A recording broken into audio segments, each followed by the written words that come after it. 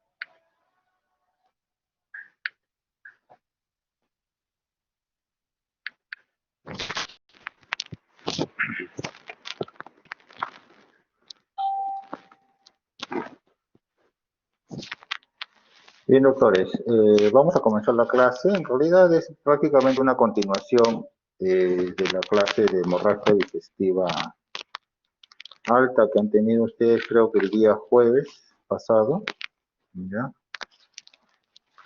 Entonces es importante fijar algunos conceptos claves y es importante ver la clasificación que existe hoy en día y básicamente el manejo que nosotros tenemos para lo que es la hemorragia digestiva.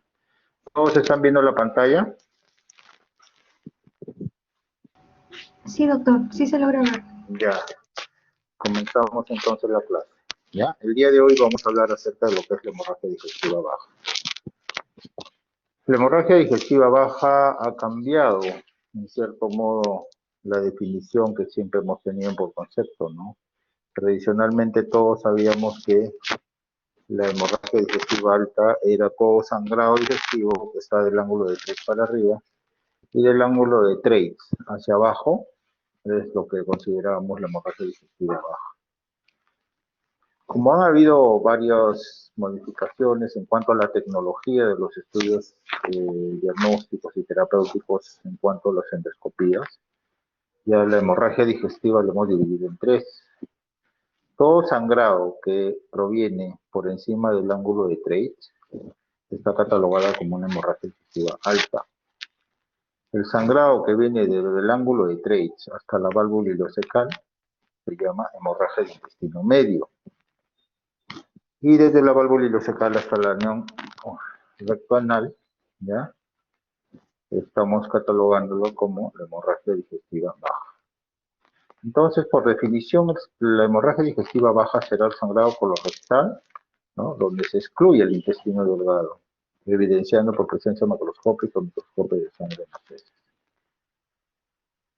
Ya les decía, la enteroscopía ha hecho pues de que hablemos ahora de hemorragia de intestino medio, donde la cápsula endoscópica entra a tallar en una función muy importante. Macroscópicamente veremos que la evidenciaremos como hematoquesia o rectorragia y microscópicamente necesariamente debemos tener un examen de Tevenon en heces para poder diagnosticarlo. Dentro de las causas de la hemorragia digestiva baja, vamos a hablar las causas más frecuentes de acuerdo al grupo etario. En niños, por ejemplo, el divertículo de Meckel ocupa la primera causa, ¿no?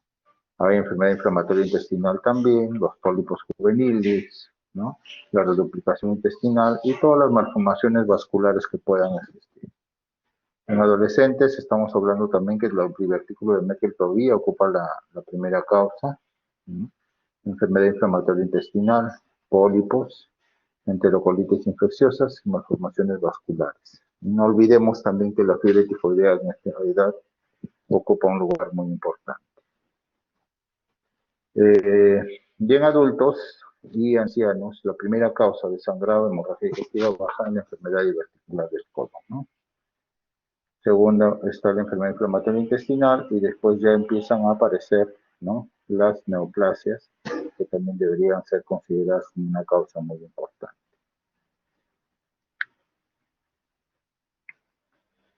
Es importante, esto es prácticamente una diapositiva de repetición, imagino que de hemorragia digestiva alta, donde se ha visto el grado de gravedad que se pueda tener con el sangrado, la clínica que presenta el paciente, y más o menos la relación que puede existir entre las pérdidas de volemia, ¿no?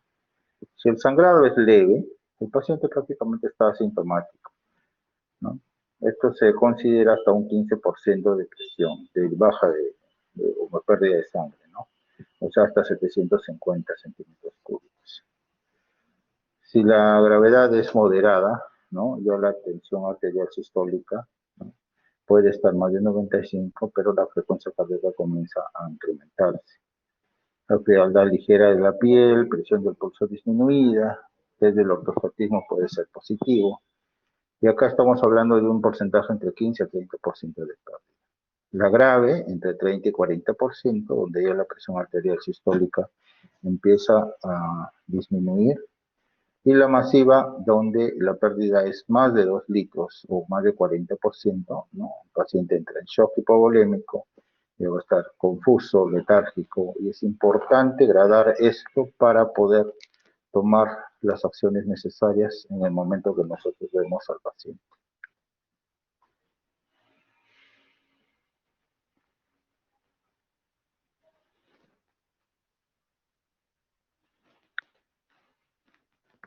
Esto también es, ¿no?, un cuadro donde prácticamente de acuerdo al porcentaje de pérdida sanguínea vamos a tener nosotros características del sistema nervioso central, sobre todo el estado mental, ¿no?, el pulso, tensión arterial, el relleno capilar, la frecuencia respiratoria, la diuresis, ¿no?, el hematocrito, la hemoglobina, y qué cosa es lo que nosotros tenemos que hacer como una intervención inmediata, ¿no? Por ejemplo, si tenemos a un paciente que ha perdido entre 30 a 40%, ¿no?, del volumen sanguíneo, estamos considerando que se trata de una pérdida grave. Entonces lo vamos a encontrar al paciente con un poco de confusión, ansiedad, sudoración profusa, taquicárdico, ¿no? El pulso va a estar entre 120 a 140, la tensión arterial de todas maneras va a estar disminuida. El relleno capilar, que es un examen muy importante, por eso se considera que cuando hay un paciente con sospecha de sangrado, ¿no?, sobre todo las mujeres deberían despintarse las uñas al momento de la evaluación para ver el relleno capilar, que hasta ahora no ha perdido vigencia. La frecuencia respiratoria entre 30 y 40, la diuresis entre 30 a 40 mililitros hora.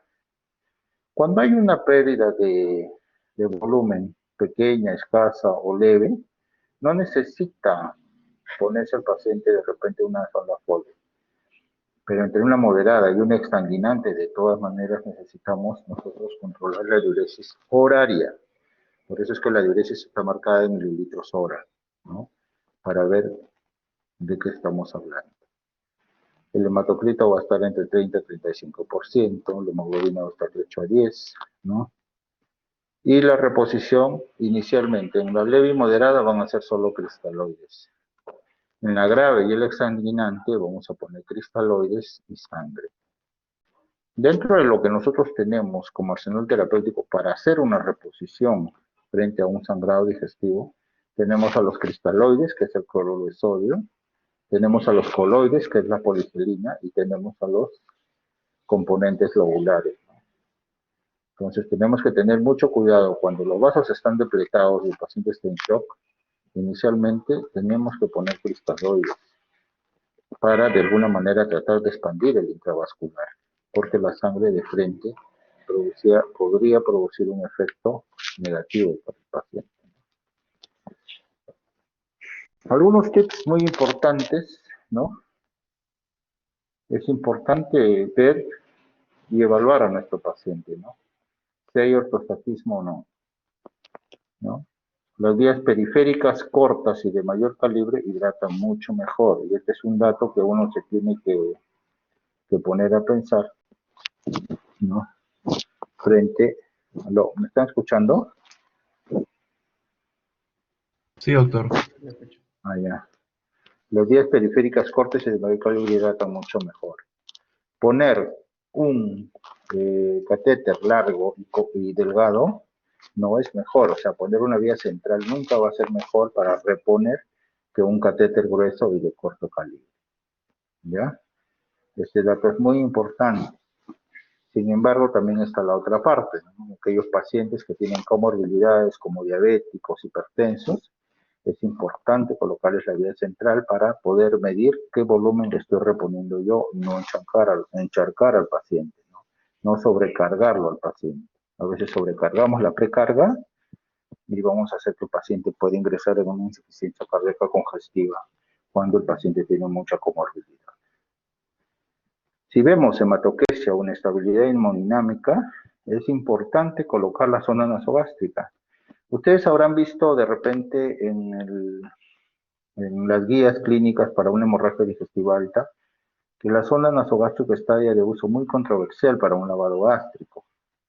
Sin embargo, cuando hay una hemorragia digestiva baja, es importante colocarle la zona nasogástrica, no para ver contenido sanguíneo arriba, sino para estar listos para hacer una buena preparación de colon, ¿ya?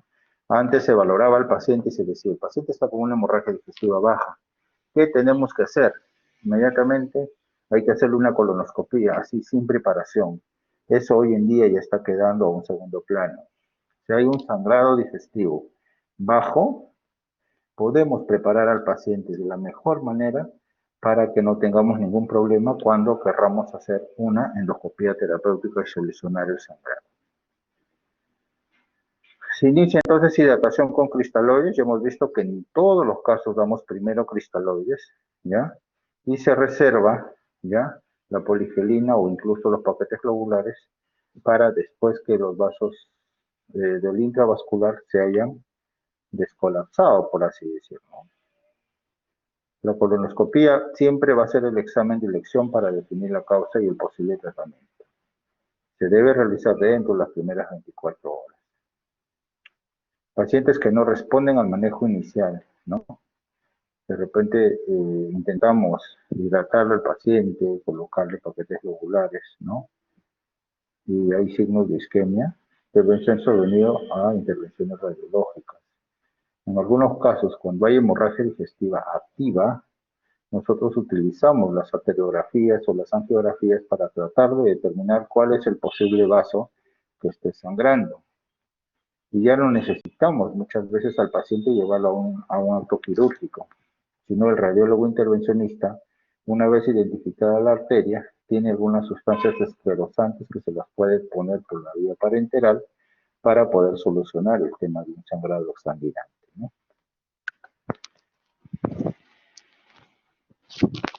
Les pongo esta diapositiva porque en realidad para mí y para todos los gastroenterólogos es muy importante cuando no tenemos a la mano algún, digamos, parámetro para ver el grado de sangrado que pueda tener el paciente y para poder determinar si el paciente tiene o no tiene una hemorragia digestiva activa, ¿ya? Es importantísimo poder establecer el ortostatismo. Ya saben cómo es el ortostatismo, se lo han hecho en cardiología. Se coloca al paciente en decúbito dorsal, se toma la presión arterial, se controla también la frecuencia cardíaca y posteriormente en decúbito, o sea, sentado el paciente, ¿no? Decúbito supino, vamos a ver que el paciente tiene que controlarse nuevamente la presión arterial y la frecuencia cardíaca.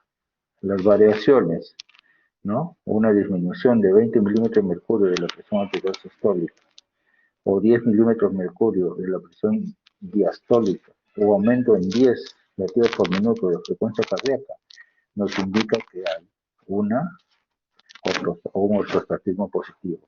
Y por lo tanto, esto implica que hay probablemente una hemorragia de tipo activa. Entonces el ortostatismo es fundamental para este tipo de casos. Esto es simplemente para que ustedes tengan una relación en cuanto a los colores del calibre, ¿ya? De los catéteres para hidratar, ¿no?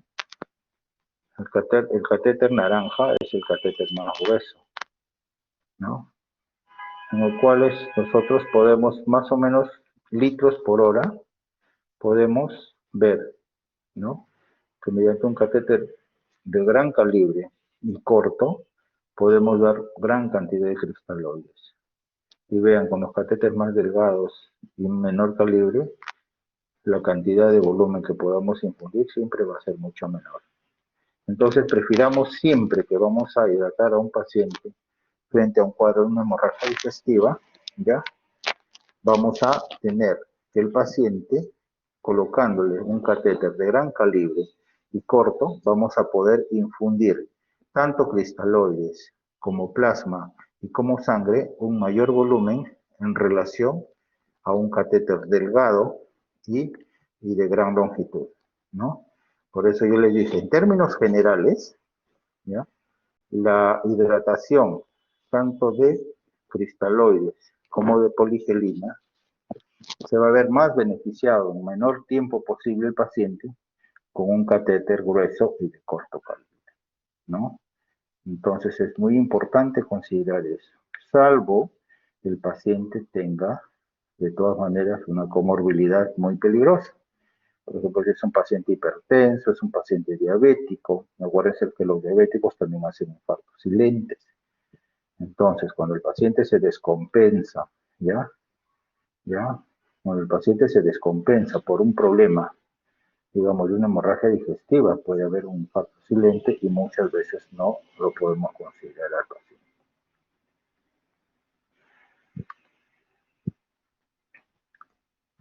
Les hablaba yo a ustedes, ¿ya?, de la posibilidad de colocar una sonda nasogástrica. La sonda nasogástrica a nosotros no nos va a servir mucho para hacer un lavado digestivo, pero sí nos va a ayudar bastante para poder preparar al paciente. Existen unas soluciones a base de polietilenglicol, que son unos disacáridos no absorbibles, ¿no?, que van a permitir poder limpiar el colon de una manera adecuada. Al limpiar el colon, entonces nosotros vamos a tener, ¿ya?, que el paciente va a hacer posible hacerle una colonoscopía, ¿ya?, con una buena endoscopía terapéutica para poder realizar de la mejor manera al paciente una solución a su sangrado digestivo, ¿no?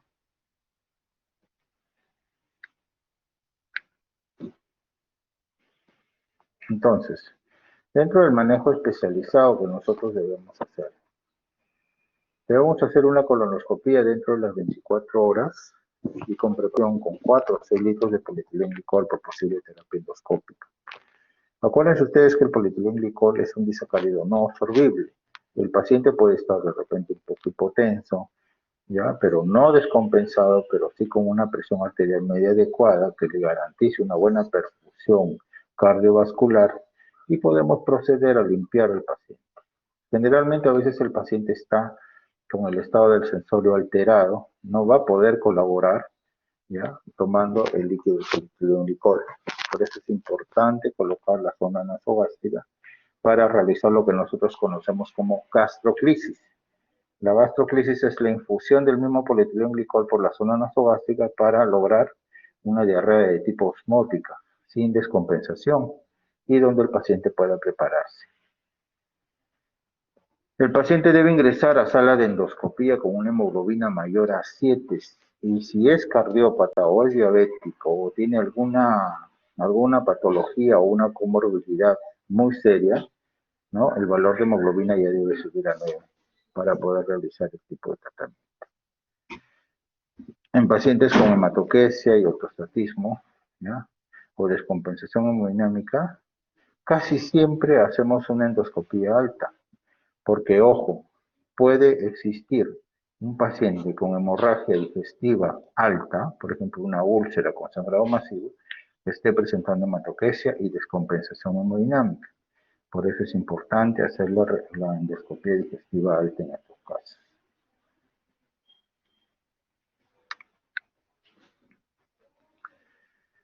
Acá vemos unas gráficas, ¿ya?, en las cuales vamos a ver la mucosa del colon con algunos sacos diverticulares, y en el divertículo inferior derecho vamos a ver que hay como un coágulo adherido, ¿no?, en los cuales nosotros podemos intervenir mediante la colocación de endoclips.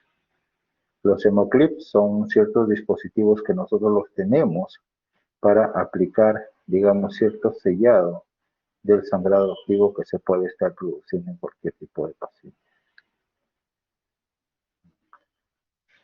Hay indicación quirúrgica, cada vez son menos, pero están, ¿no? Si la hemorragia es masiva y es imposible controlarlo con cristaloides, con paquetes globulares, se dice en muchos casos que pasar a un paciente entre 4 a 6 paquetes globulares ya es una indicación quirúrgica, ¿no? Cuando se ha pasado de 4 a 6 paquetes globulares en 24 horas. Durante 72 horas no debe haber persistencia de la hemorragia. Si esto se produce, o sea, si el paciente se sigue examinando, si se le sigue pasando paquetes globulares y sigue con sangrado activo por más de 72 horas, ya se debe pensar también en tratamiento quirúrgico. Y la recidiva grave en los 7 días siguientes a la limitación de sangrado. Sobre todo en pacientes con morbilidad. Si son pacientes jóvenes que han sangrado por primera vez y están hemodinámicamente controlados, en algún momento podríamos hacer una segunda sesión de endoscopia terapéutica. Pero generalmente si son pacientes más de 60 años o con algún tipo de comorbilidad, no lo pensemos 2 veces. Debemos enviar al paciente a cirugía para que le solucionen el problema. Entonces, cuando yo veo un cuadro de una hemorragia digestiva baja, lo importante es que tengo que hacer una anamnesis previa. Con la anamnesis y una buena evaluación previa, voy a obtener la posibilidad de coger a mi paciente y ver sus antecedentes, ¿no? Que pueda tener antecedentes familiares, antecedentes personales, ¿no? De funciones biológicas, cómo ha ido el paciente para poder determinar cuál es el posible sangrado que tiene el paciente. En segundo lugar, voy a tener la evaluación del sangrado. Es fácil, no es difícil. Por eso es que siempre yo les digo, vigilen ustedes siempre las funciones vitales de los pacientes. No se olviden hacer un buen tacto rectal de todo el examen clínico completo. Y las funciones vitales controlarlas al minuto. Fundamentalmente la frecuencia cardíaca, el pulso y la presión arterial. No se olviden que tienen que tomar presión arterial y pulso en pacientes de decúbito, después en decúbito supino, y ver la variación que hay. Si hay variación, entonces este paciente está sangrando.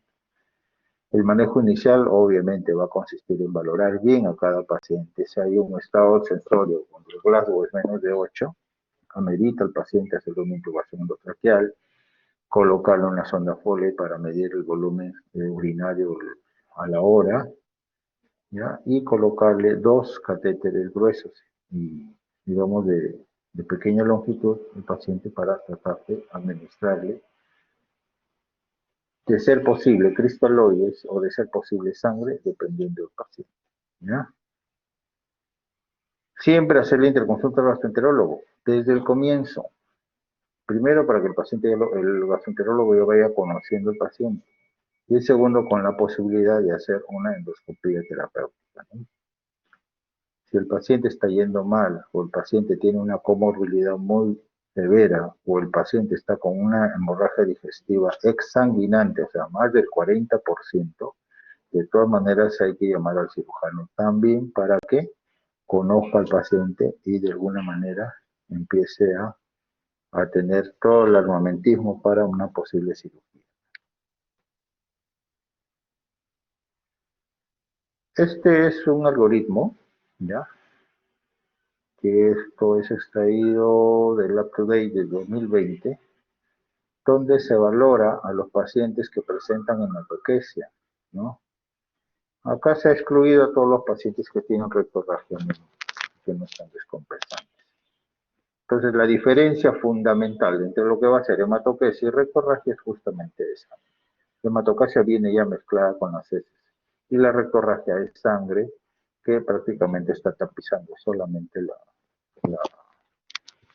la superficie de las heces. Si yo tengo un paciente con hematoquesia, tengo que ver primero si está hemodinámicamente estable o hemodinámicamente inestable. O hay un sangrado severo. Si hemodinámicamente estable, entonces lo primero que tengo que hacer es programarlo, prepararlo para hacer una buena colonoscopia. Si identificamos la fuente de sangrado, damos el tratamiento específico, ¿no? Si es un divertículo, por ejemplo, podemos colocar un hemoclip, ¿ya? Para que el paciente vaya muy bien. Si no identificamos, más o menos pensar que se trata de un episodio aislado, ¿no? Que se va a autolimitar o se está autolimitando y no está asociado con esto, ¿no? Si no presenta este tipo del episodio aislado, hacer una endoscopía alta es lo más indicado. Si se identifica la causa de sangrado, ¿ya? Se da un tratamiento específico. Si no, hay que evaluar para posible pensar en un sangrado de intestino medio. Los hemorragias de intestino medio, de entrada, no se hacen enteroscopías. Lo ideal es primero hacer una buena cápsula endoscópica para poder determinar más o menos el punto de sangrado que se tenga. Y el enteroscopista pueda saber si va a ingresar por la boca o va a ingresar por el ano. Quiere decir, va a ser una enteroscopía anterógrada o una retrógrada, de acuerdo sea el caso y la respuesta de la cápsula endoscópica, ¿no? Si el paciente está hemodinámicamente inestable y tiene sangrado severo, ¿no? Lo primero que hay que hacer es resucitar al paciente, ¿no?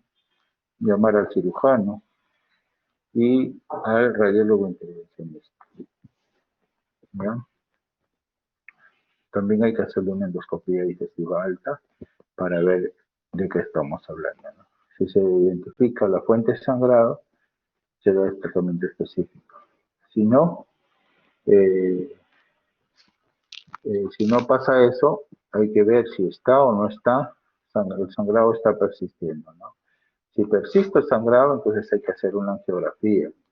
Si identifica la fuente de sangrado, se va al tratamiento específico. Si no, hacer una colonoscopia. Se identificó la causa del sangrado, ¿no? Hay que dar el tratamiento específico. Si no, ¿no? Y catalogando al paciente como un sangrado de origen hostil. Se tiene que planear para probablemente hacer una enteroscopia de intestino delgado, pero previamente, como le digo, hay que hacer una cápsula endoscópica para poder tener una idea más cercana de qué tipo de procedimiento se le va a hacer al paciente. Si se identifica la fuente de sangrado, dar el tratamiento específico, ¿ya? Si no, también va a pasar a formar parte de sangrado gastrointestinal oculto, ¿ya? ¿Alguna otra cuestión? No hay, ¿ya?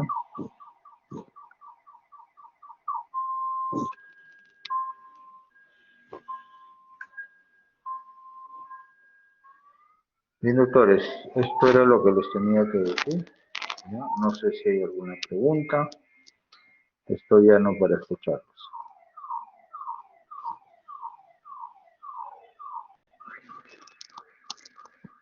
¿Alguna pregunta?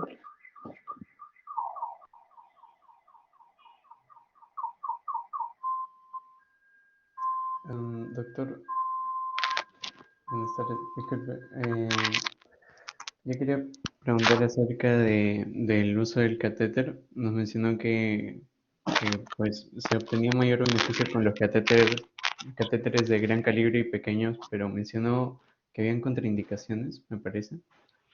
Claro, lo que ¿Podría pasa es repetir? que esto en realidad lo que pueden hacer ustedes es practicar en casa, ¿no? Pueden tener un frasco de cloruro, un equipo de venoclisis y comprarse un catéter 14 largo, o perdón, un catéter 14 corto y un catéter 22 o lo que utilizan para hacer colocar la presión venosa central. Abran la llave de triple vía, ¿ya? Del equipo de venoclisis y con un reloj cuenten cuánto de líquido yo puedo pasar por minuto, abriendo completamente el catéter corto y grueso, y cuánto puedo pasar de líquido en un catéter largo y delgado. ¿ya? Y se van a dar cuenta que el catéter corto y grueso va a pasar mucho más rápido. Entonces, lo que se necesita cuando hay un caso de emergencia es que el paciente, lo que tenemos que hacer es dar una hidratación muy rápida, teniendo mucho cuidado en aquellos pacientes que tienen comorbilidades, por ejemplo, pacientes diabéticos, pacientes hipertensos o pacientes que tienen algún tipo de cardiopatía. Ahí sí hay que ir con un poco más de calma. Si ha sangrado excesivamente, podemos colocar de repente de entrada un catéter corto, pero ya ir pensando en colocar una línea arterial, o lo más fácil es colocar un catéter venoso central para poder hacer que el paciente esté monitorizado y no aumentarle tanto la precarga, porque si aumentamos mucho la precarga vamos a llegar a que el paciente me haga una insuficiencia cardíaca congestiva, me puede hacer un edema pulmonar y el paciente se puede morir, no por el sangrado, sino por la irresponsabilidad que yo pueda tener para sobrehidratarlo, ¿no? Lo importante es mantener una presión arterial media adecuada para que el paciente pueda tolerar una preparación que no lo va a descompensar en general y una colonoscopía para poder definir la causa de sangrado y hacer un poco de terapéutica. Si voy a colocar un hemoclip, si voy a colocar un poco de adrenalina concentrada o diluida para tratar de producir vasoconstricción, o de repente colocar el gas argón plasma, que me va de alguna manera a formar una escara y también me va a controlar la hemorragia. No sé si está respondida tu pregunta, Andy. Sí, doctor. Entonces, en esos casos, diabetes, hipertensión, otras comorbilidades, ¿se debería escoger otro tipo de catéter? En general, de inicio, siempre va un catéter corto, ¿ya? Y de gran calibre. Pero la cantidad de volumen que se le pasa a los pacientes que tienen comorbilidades debe ser mucho menor. Y concomitantemente o prácticamente en una situación de urgencia se le tiene que pasar un catéter venoso central para controlar cuánto de líquido le estoy pasando. Pero de inicio la resucitación más efectiva en cualquier tipo de paciente va a ser con catéteres cortos y de grueso calibre.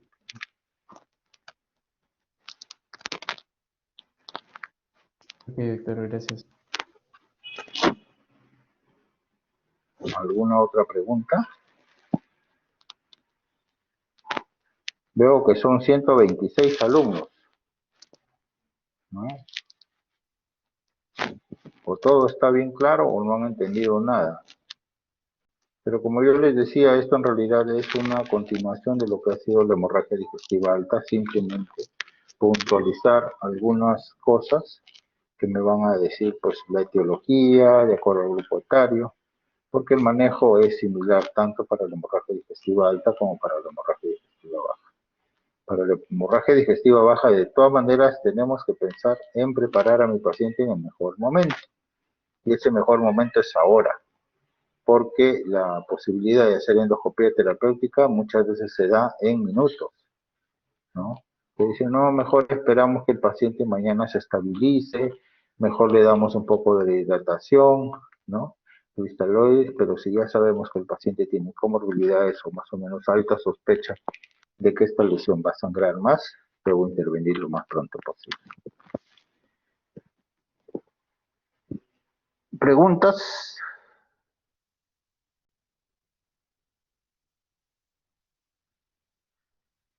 Si no hay preguntas, doctores, ya, yo creo que es lo que tenía que decirles ahora. Ya, estamos ya, pues, y prepárense bien para el examen, ya cuando tengan que venir. Ya, muchas gracias.